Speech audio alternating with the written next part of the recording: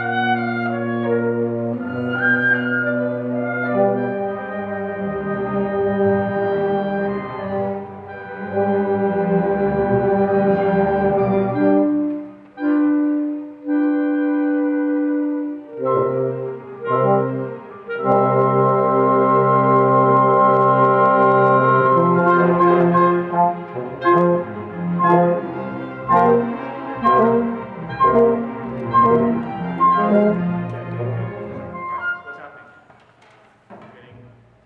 We got slow, okay? So there's a lot of tension in your right baton hand, right? So try to release the energy rather than holding, and if you keep holding, it'll get tight enough that they will start to like tendonitis problems. Okay? I've seen orchestras where the conductor causes tendonitis in the orchestra. They carry so much tension in their arms. Okay? So if you when I started conducting, I didn't know anything, so I wasn't nervous at all, right? But the more I knew about the craft and, wait, I can cause tendonitis? So then I was terrified of doing a tension thing on the podium, okay? So try to, and you will hurt if you keep conducting with that much tension in your right hand, all right? So shake it out, okay? No, literally shake it out, okay? All right, can you do everybody do a little bit of this circles? Where you're releasing the energy on the pin. Just boom. Release, rather than oh, that hurts. Okay? So release the energy.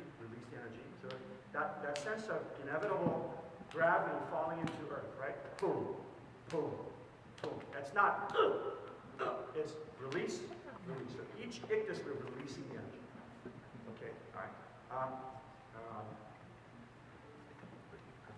Can we go from here, which is before C, 1, 2, 3, 4, 5, 6, 7, 8, 9, 10, 11, 12 bars. 12 before C. See if you can, right there, right?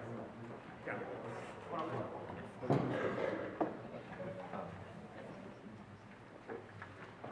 Hang on. Just tell us what the tempo is. Just put that a few.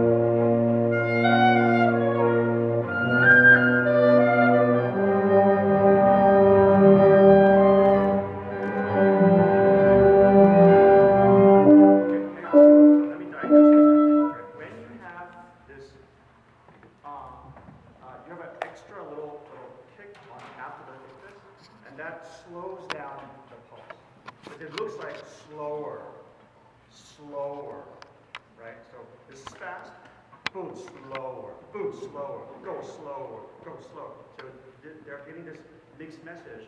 On the downbeat to the ictus, yes, go faster, right? So anytime this flowing motion, it goes faster. Yes, go ahead, go faster. No, don't go fast, you're too fast. If you stop the motion, okay? And try to,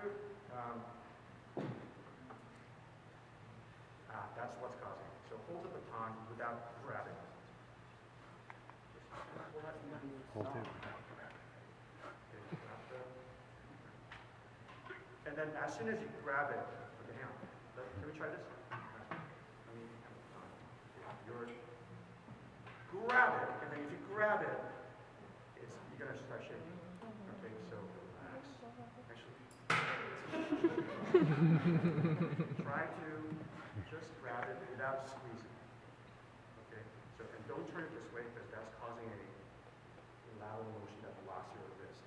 Okay, so it's okay if it's a little bit angle. I put it here. So I was always told ball of your palm, extension of your arm, right? That's what I was told, straight, right? So what I've done, look, he's straight. My hand is normally like this, right? But I have to do, straight, right? And so for years I had pain on this side. And every time I go to third beat to, I can't go anymore because I'm already extended out this way. So then a teacher said, put it right there rather than there, and you can kind of keep it straight without squeezing so much. So don't squeeze the baton so much, and then you have less tension in your hands. Yes? Okay, so I'm just going to touch your hand for a second, okay? So it should be floppy, a little floppy, right? Sting like a bee, right? Yes? But if you're like this, you can't sting like a bee. So relax, that gives you power. This is crucial in all of your life, that you have flexibility, right? Oh yeah. When you come into a tense situation. That's an analogy. Okay. 12 before C.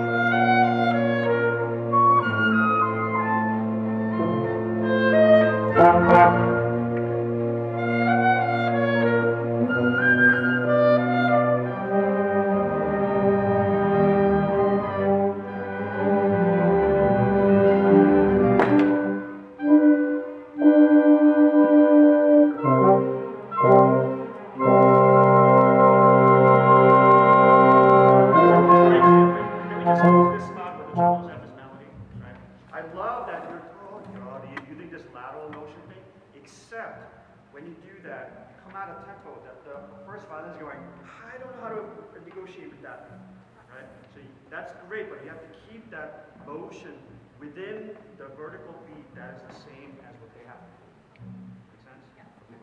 Could we go before D, 145?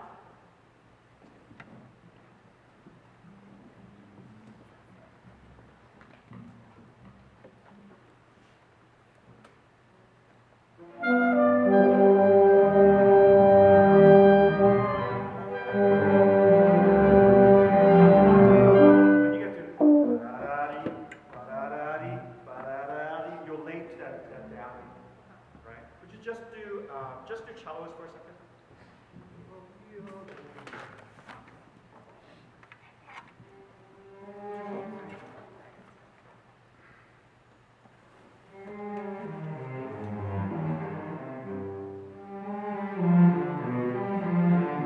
Yeah, so we're starting that bar, right? Right. So before the two quarter rest, right?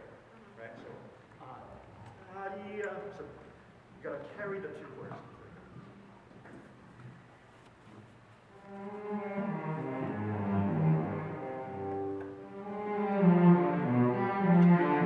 Yeah, that's beautiful, except the problem is now we have two weaknesses that are so here is where they're following, but this is late, right? So that's very beautiful, but they can't negotiate that, right? So try to have a little bit less lag on the tip, right? Where you're carrying,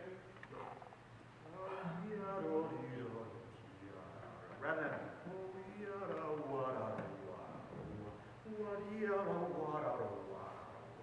and we don't know which one to look at, right? So it's always a good idea to carry the music right here. It's like a Jedi lightsaber, okay? Where the light power comes from there. Not from here. Abada used to conduct like this, where he would do this thing, right? And I'm going, how is the hell is the orchestra following that? Where is the ictus? What? I'm getting do it with cellos first, without the delayed energy to the tip, and then do it. Yes, yes. Yeah.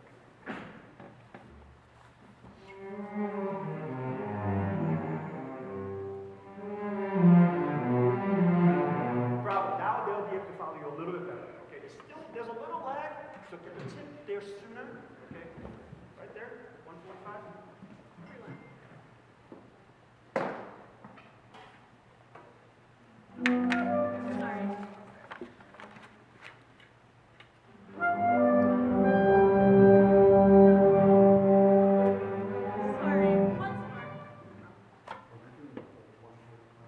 The downbeat from 145. Yeah.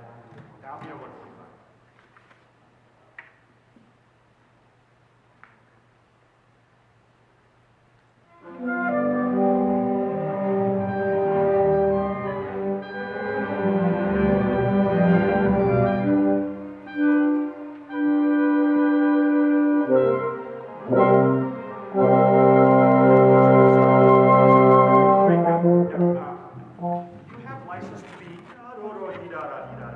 Once the winds are in, right, you have to give the winds something clear down here. Ba, ba, ba. That cannot be this music. Okay, all right, so same thing.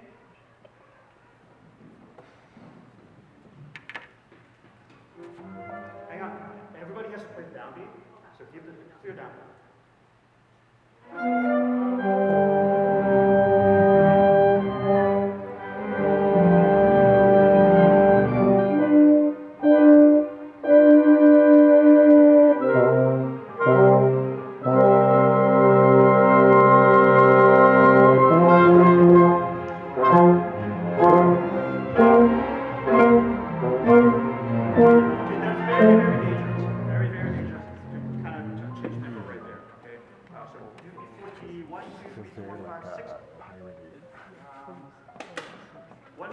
Yeah, 157.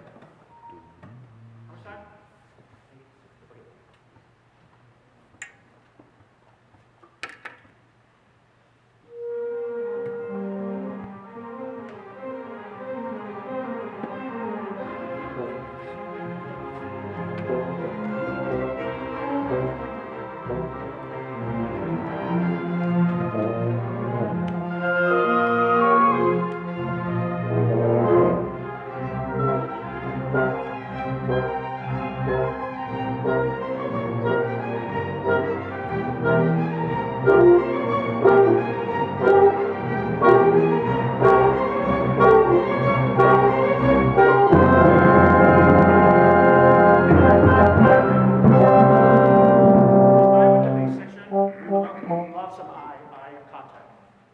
Especially when they have that diminished chord coming down, right? That's a great moment, right? Okay. Every section of the orchestra, right? A piece begins, and they're watching for those bars. That, right? Is this person going to look at me in this bar, right? Because then they remember. It's amazing. Okay. Every section has a bar that they want to connect with the conductor, and if they don't get the eye contact, they're like, this person doesn't know the piece. Right? You know piece, but you're busy right now, okay? But in those few places, you have to make connection with every part of the orchestra. Because you're not just conducting the violin, you're not just conducting to, you're responsible for the musical health of the entire orchestra, okay? So if you have 55 children, you cannot visit the 54th children for 4 weeks, right? So during the progress of a piece, you got to take care of the basses at one point, right? And this is a moment when they have ba-ba-bum, beep-beep-beep, ba-ba-bum, ba. That's a bass moment, right? There's a timpani moment, right? There's a piccolo moment. There is a viola moment. There is every section of the orchestra has that moment in the piece where they need to contact with you. Okay? So, I used to have a teacher who insisted on this, right? And I was like, I mean, the basses know what they're doing. They don't really need my help. That's not the point. They can play the piece without us. Okay? But it's about making human connection in that moment. And you go, that's right. Yeah. How awesome is that line? Right? And then next time, they'll be more excited to play that. Right? Okay, so I don't want to talk during the time. So D. Write a D. Make connection with the basses.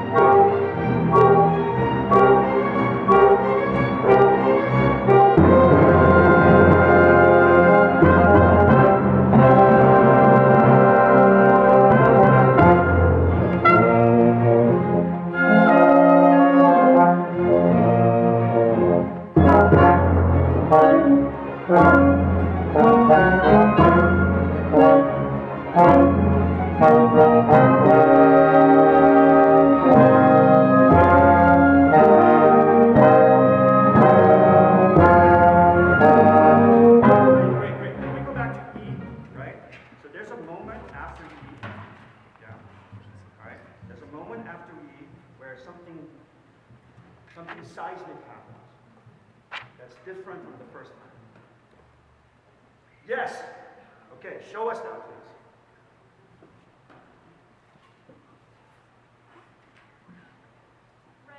Right on you.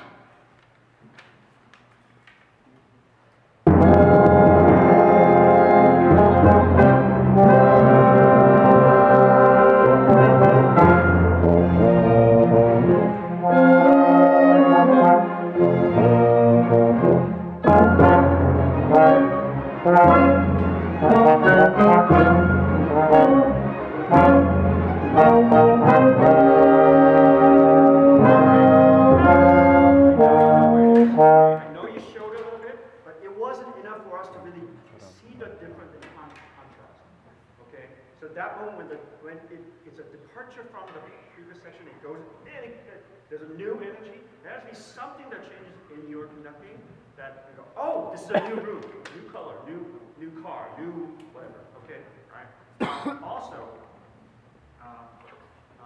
places like this, you got to really look at the second violin and encourage that lower octave. Okay, otherwise we will never hear that lower octave. Okay, E. What? Okay.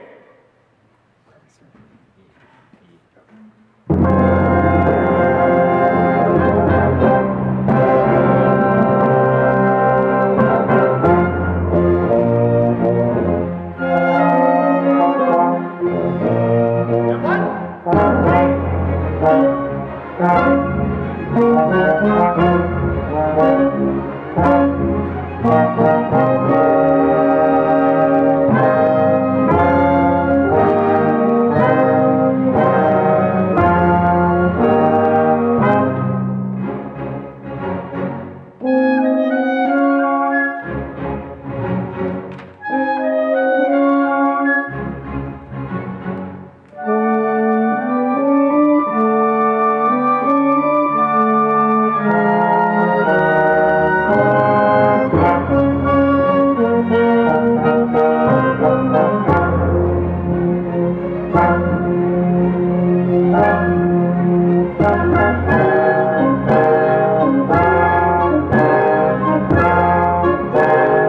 Just 30 seconds. I want to see if you make this difference. So when we have this sort of forward lean moment, and you kind of lean forward. Okay? But then when this comes, it should be not in this position, but more much more open, much more stand up straight, right? So we need to see that more difference of those movements. So can we go right at G? So if you're going to lean forward at G, great. Then after that, you got to do something so that it looks different and feels different.